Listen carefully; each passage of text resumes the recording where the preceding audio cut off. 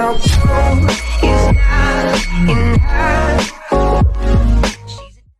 Bom dia, queridos irmãos e amigos. É um prazer estar com vocês nesta manhã, para juntos meditarmos um pouco na palavra de Deus, para ganharmos fortalecimento para a nossa fé. Esse fortalecimento, claro, como eu tenho dito, que vem pela leitura, pela investigação, por deixar que a palavra de Deus alimente a nossa alma e transforme o nosso jeito de viver. É evidente que essa ação da palavra está em combinação, ligada diretamente à ação do Espírito Santo. Muitas pessoas desejam que o Espírito Santo esteja agindo em suas vidas, mas elas deixam de entender que a palavra de Deus é divinamente inspirada e é o próprio Espírito Santo, a terceira pessoa da Trindade, que obviamente age em concordância com o Verbo que se fez carne, que é Jesus, e que manifesta, que aplica, que abre o nosso entendimento para a palavra de Deus. Então o Espírito Santo não trata a palavra com desprezo, como sendo eu sou maior do que a palavra, porque a palavra tem a própria inspiração do Espírito. Portanto, é necessário que os cristãos de hoje se apeguem à palavra de Deus como verdade, aquela que procede do Pai, e que sim, é aplicada e movida sobre nós, porque é a promessa do Senhor. Então vamos continuar vendo a natureza do homem, quem é o homem, a sua formação. Estamos falando agora do caminho da redenção desde o princípio dessa semana, já na semana passada falamos um pouco, e é importante nós vermos que agora, logo depois de Abraão gerou Isaac, Isaac gerou Jacó e Esaú, não é? Jacó gerou as 12 tribos de Israel, sendo que um deles era José, aquele famoso José lá no Egito, não é? Que foi vendido pelos seus irmãos, e que se tornou o segundo homem do Egito, e mesmo no tempo de fome, o Senhor usou José grandemente, tendo José passado uma grande aflição lá no Egito. Mas o Senhor livrou de tudo e exaltou esse homem. Por quê? Porque havia um propósito. É muito importante perceber isso. Como eu tenho dito, muitas pessoas acham que a palavra, a Bíblia, o Evangelho, as promessas, não é, de Deus é para o meu proveito. Mas é importante você corrigir isso na sua mente, no seu entendimento cristão. É para a glória do Senhor. Nós, os seus servos, nós, a criação, glorificamos o nome de Deus segundo o seu propósito. Então, quando olhamos, por exemplo, para a história de José e vemos as suas aflições, né? E vemos aquilo que ele estava vivendo, será que José mereceu passar tudo aquilo? Ou como o nosso querido e famoso Jó, será o que ele fez para merecer aquele sofrimento? Mas o Senhor tinha um propósito, que era glorificar o seu nome, exaltar o seu nome através da sua criação. E foi assim com José. Passou por cadeia, foi aprisionado e ficou muitos anos ali, foi até esquecido, mas o Senhor o honrou. E ele então foi chamado pelo faraó para revelar o sonho do faraó, e Deus deu graça a José que conseguiu fazer isso. Então é algo que nós olhamos e percebemos Deus agindo na criação. Deus fazendo um povo, Deus formando um povo. Durante essa história que eu encurtei aqui, passamos por fome na terra, mais de uma vez, passamos realmente por guerras de reis contra reis, passamos de levantes contra os servos de Deus, mas a promessa do Senhor de formar o seu povo prevaleceu. No meio de aflição, claro que sim. No meio de lutas, no meio de dificuldades e dores até. E nós vamos ver uma delas aqui, que é justamente no nascimento de um servo de Deus muito famoso, que é Moisés. Então olhamos agora para o livro de Êxodo, né? Capítulo 2, do verso 1 até o verso 10. Está escrito: Foi-se um homem da casa de Levi e casou com uma descendente de Levi. E a mulher concebeu e deu à luz um filho. E vendo que era formoso, escondeu-o por 3 meses. Não podendo, porém, escondê-lo por mais tempo, tomou um cesto de junco, calafetou com betume e piche, e pondo nele o menino, largou no carriçal, à beira do rio. A irmã do menino ficou de longe, para observar o que lhe haveria de suceder. Desceu a filha do faraó para se banhar no rio, e as suas donzelas passeavam pela beira do rio. Vendo ela o cesto no carriçal, enviou a sua criada e o tomou. Abrindo, viu a criança, e eis que o menino chorava. Teve compaixão dele e lhe disse: Este menino é dos hebreus.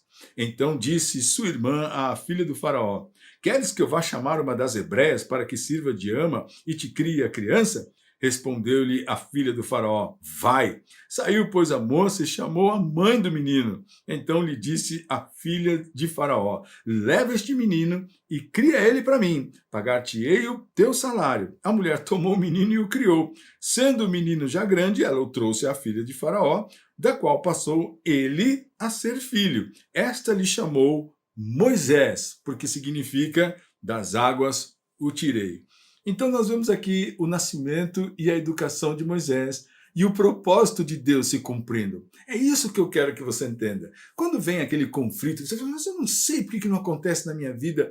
Nós precisamos começar a dedicar a nossa vida e nos alinhar aos propósitos do Senhor. Então precisamos entender que o propósito que deve se cumprir na minha vida é o propósito de Deus, mais do que o meu próprio propósito. Eu não sei bem se o meu propósito certamente vai ser melhor do que Deus, do que o de Deus. O de Deus, como está escrito na sua palavra, a sua vontade é boa, perfeita e agradável. Então é evidente que os ricos conselhos do Senhor são melhores para a nossa vida porque Ele está olhando um propósito, Ele está cumprindo em nós uma promessa, um resgate da sua criação. E aqui em Moisés nós vemos isso. Por quê? Porque se você olhar no verso 22 do capítulo 1, está escrito: então ordenou Faraó a todo o seu povo, dizendo: a todos os filhos que nascerem dos hebreus lançareis no Nilo, mas a todas as filhas deixarei viver. Então, naquele tempo, o povo de Israel estava se multiplicando no Egito.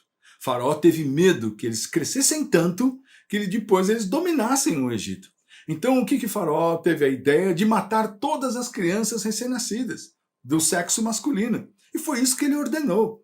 Mas Joquebede, que era o nome da mãe de Moisés, viu que o menino era formoso e ela teve o entendimento de que aquele menino tinha algo de especial. Então ela escondeu o menino por 3 meses. Mas vendo que ele já era grande e ficar escondido não dava mais, ela pegou um cesto, selou o cesto para não afundar na água e colocou o menino lá no rio, né, entre os carriçais. E aí o que aconteceu? A filha do faraó estava se banhando e aonde o cesto foi parar? Perto da filha do faraó, que se compadeceu quando abriu o cesto e viu o menino chorando. Então, o que aconteceu nesse momento? A própria irmã de Moisés, que estava observando seu irmão entre os carriçais ali, se apresentou para a filha do faraó e falou: você quer que eu chame uma das hebreias para que sirva de ama de leite para esta criança? E a filha do faraó falou: sim, eu quero. E ela falou, então ela pegou e chamou a própria mãe de Moisés, a Joquebede, que é o filho do faraó, disse: leva este menino e cria ele para mim. Quando ele desmamar, aí você traz ele de volta. E foi isso que aconteceu. E aí, no verso 10 está escrito: sendo o menino já grande, a Joquebede trouxe a filha do faraó, da qual passou a ser ele filho. Esta lhe chamou Moisés, porque disse: das águas o tirei. Então, o que nós vemos aqui e observamos? Algo que é impossível, algo que é improvável, algo que não acontece todos os dias.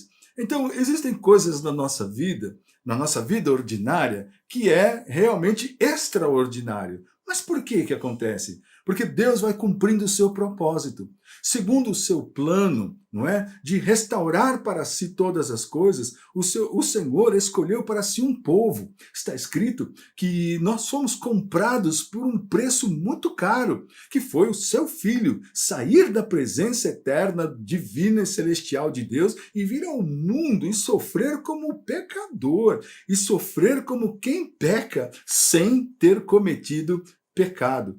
E isso o Senhor fez para resgatar, para salvar, para libertar, para restaurar um povo para a sua glória e para o seu louvor. Portanto, nós não somos chamados a glorificar o nome de Deus porque eu tenho que fazer isso, porque é uma obrigação louvar ao Senhor, porque eu preciso fazer, porque eu tenho que ir na igreja, porque eu preciso orar. Não é uma obrigação. Eu pertenço. Eu sou de Cristo. Portanto, as coisas de Cristo agem no meu interior. Este menino Moisés, não é, se cresceu e se transformou no libertador de Israel, do Egito. Você sabe, Israel permaneceu escravo no Egito por mais de 400 anos, muito tempo. E Deus usa Moisés para tirar o seu povo da escravidão do Egito e levá-lo à terra que ele prometeu a Abraão. Então você vê Deus permanecendo, cumprindo a sua aliança, cumprindo exatamente a sua promessa, e usa Moisés de uma forma extraordinária, né? Enviando as 10 pragas e fazendo com que Faraó ficasse com o coração endurecido, mas no último momento, na morte dos primogênitos, o Faraó expulsa Israel da terra do Egito para que eles fossem embora. E aí, todo o povo de Israel, mais ou menos 600 mil pessoas, eu acho que muito mais, porque eram contados somente os homens, saem da terra do Egito, e aí Deus continua a sua obra de redenção, a formação do seu povo. E isso é maravilhoso. Essa ação de Deus nunca acaba. E Deus está fazendo comigo e com você essa mesma coisa. Precisamos deixar o Egito para trás. Precisamos deixar o nosso tempo de escravidão para trás. Durou 400 anos? Durou 40 anos? Durou 4 semanas? Durou 4 meses? 4 anos? Eu não sei. Mas chegou o tempo de você sair. O que envolve sair? Significa se desprender, significa deixar para trás, significa realmente você olhar para algo para a sua frente, que é uma promessa. Olhar para algo que procede de Deus. Não é olhar para uma coisa, sei lá para onde eu vou, eu vou tentar. Não é tentar. Veja, a fé não é tentar. A fé não é exatamente crer no vazio como se fosse uma coisa, eu não sei, vamos ver se vai dar certo. É confiar na providência de Deus. Faça isso e continue vivendo por Deus e seu reino, por Cristo e a sua igreja e pela sua palavra, que é a verdade.